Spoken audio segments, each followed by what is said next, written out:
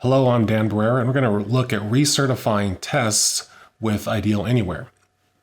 Recertification is a process of taking an existing test and applying a new limit to it. And the reason you might do that is if the original test was used or was executed with the wrong limit and it needs to be adjusted to use the new limit. Now, this is not changing the test data. This is simply applying a new limit line to existing data. The example I have here is a project with Cat5e tests, and I want to recertify that up to Cat6a. Now, you can do recertification going up or down as long as it's within the range of 1 to 500 megahertz for a LANTech 500, or if it's the LANTech 3 gigahertz model, you can certify tests that are 600 megahertz and up, all the way up to 3 gigahertz. So in this example, we have a project called Recertification, where I've got 6 test results in it. And if we look at that, we have Cat5e tests in here, 6 of them. So to recertify, it's simply a matter of selecting all of them, or I can choose only to do certain particular tests, but in this case, we'll go ahead and recertify all of these tests. So we select those. The recertification option is the 4th orange bullet in the menu.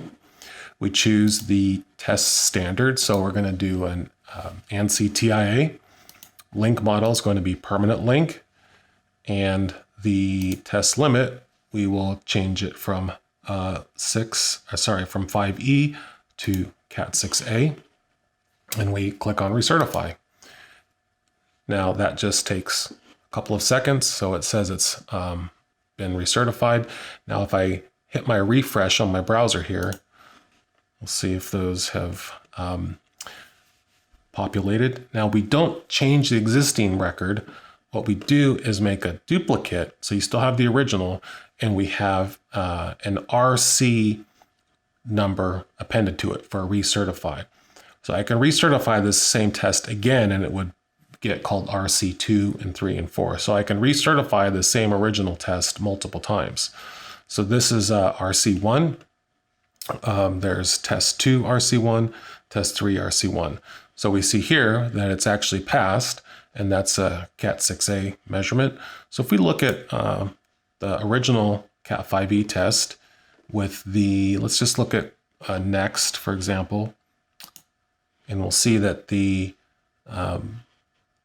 margin, first of all, the limit line only goes to 100 megahertz, and we have the sweep data all the way up to 500.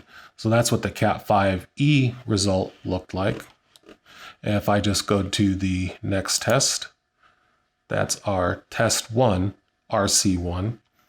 So this is the same test with the Cat6a limit line. So the limit line goes all the way up to 500, and you should see it's just a little bit closer down here in the 0 to 100 megahertz range.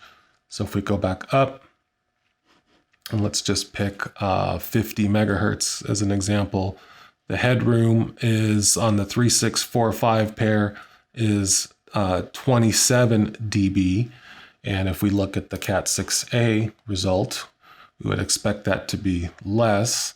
And now it is about 20 dB. So it went from, 20 dB. So it went from 27 down to 20 dB. So there's a 7 dB change going from the 5E to the Cat6a limit. So that's how you do recertification. It's quite easy. And thank you for watching. I'm Dan Barrera.